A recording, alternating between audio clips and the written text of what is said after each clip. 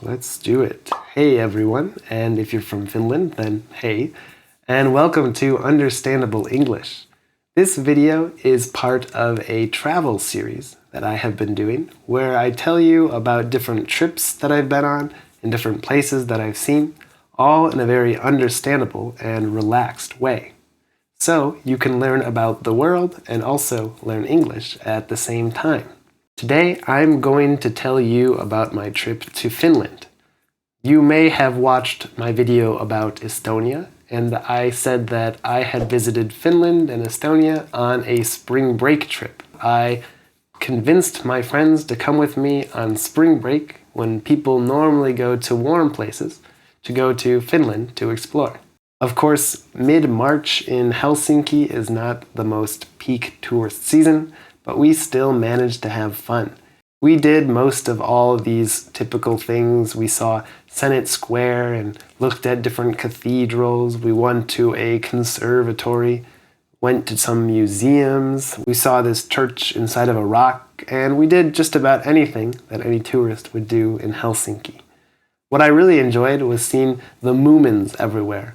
Of course, the Moomins are more or less a symbol of Finland, and I really enjoy them, and so it was fun to see them everywhere. But in general, I really liked Helsinki. It was well connected and easy to get around. The public transport was awesome, even for foreigners, and it was also relatively quiet. Some cities, when you're walking around, it's too loud even to have a conversation because of too many cars. But as we walked around Helsinki, it was still quiet enough to talk at a normal way. We, of course, like tourists, were trying to find Finnish food to try. But for some reason, it seemed as if it was an inside joke, or a joke that only some people know. But people kept telling us that Finnish food doesn't exist.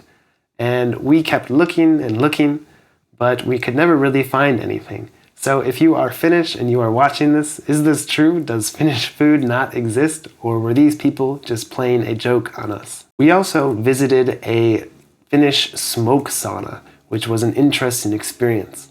I've had my fair share of saunas, but this was the first time that it was a true smoke style. And we also had this adventure where we would go to the sauna, and then we would run outside and jump through a hole in the ice into the ice-cold water, and then we'd go back to the sauna and repeat. Of course, this first time doing this was a bit scary or spooky, but afterwards it was so very refreshing and felt wonderful. We also visited some islands around Helsinki, but they were mostly a big muddy mess, so it was difficult to walk around and explore simply because of all the mud and dirt.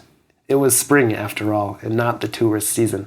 But after our time in Helsinki, we took a trip up to the north to Rovaniemi. And right off the bat, or right away, we were overwhelmed by the amount of snow, even in March. Of course, I'm from the northern part of the United States, so snow is not foreign to me.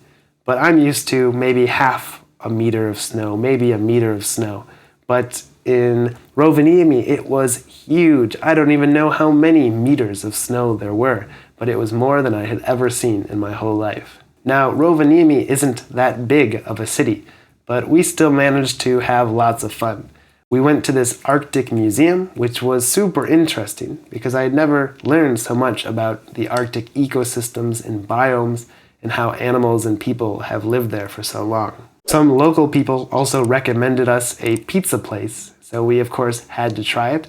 And there was a pizza with reindeer meat on it, which is more or less a Finnish tradition to have reindeer. So that was also interesting to try. We went cross-country skiing as well, and this was my first time as an adult going cross-country skiing.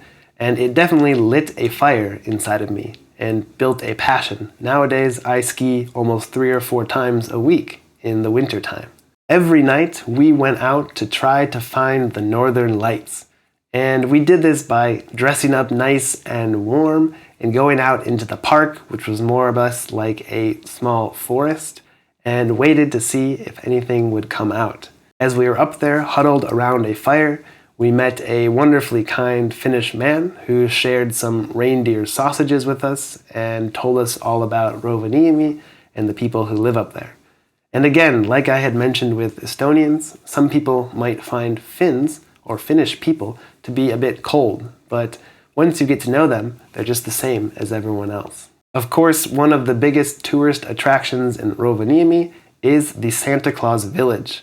And of course, we as adults, without any children with us, still went to enjoy it. And it brought out the child in us. It means it made us feel like we were children again. And it was wonderful to explore, to talk to Santa Claus, to see the reindeer, and really get into the Christmas spirit, even though it was March and not December. But just like that, our trip to Finland came to an end, and it was time to go back home. But I just want to wrap up and say that I enjoyed my trip very much.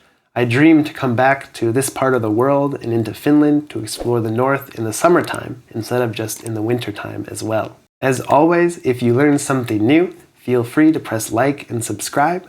If you know someone from Finland or a Finn, feel free to share and tell them all about this video. I would love it very much. As always, have a wonderful, wonderful day.